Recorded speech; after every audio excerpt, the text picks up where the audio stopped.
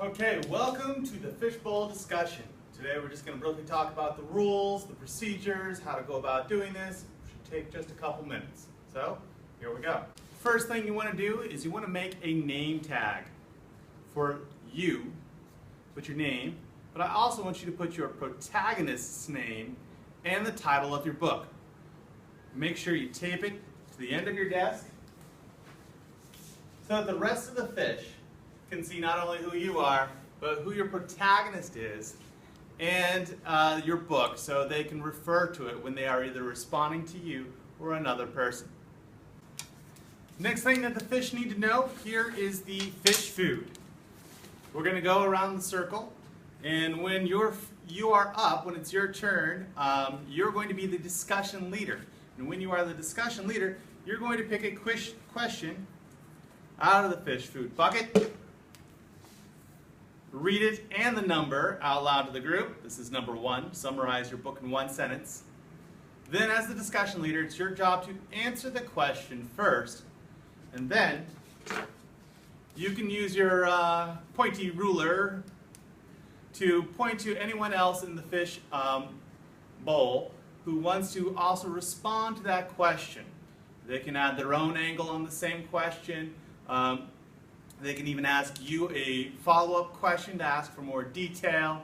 The point is, every time a fish speaks, they get a point. I'm recording that. And you get more points for better answers or better questions.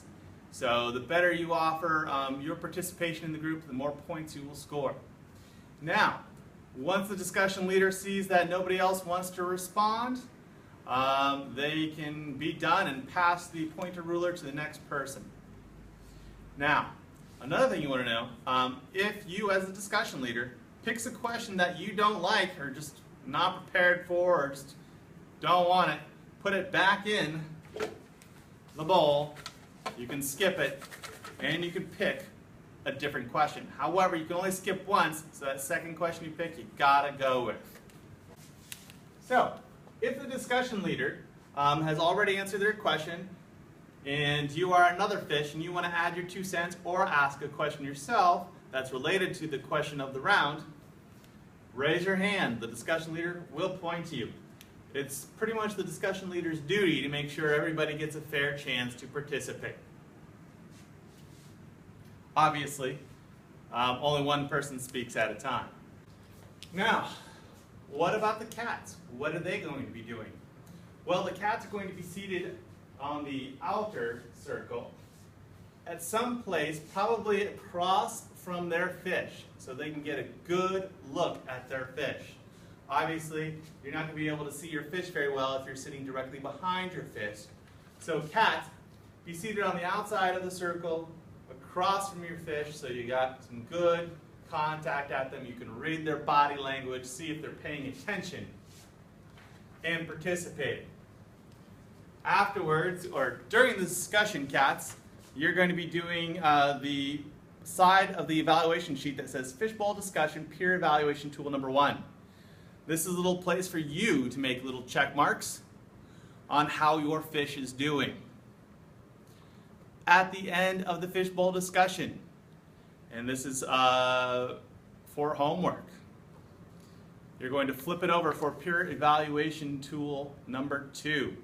And this is where you're going to think about how well your fish did, rate them on 5 through 1 on several different categories, and then write a whole paragraph kind of summarizing their performance.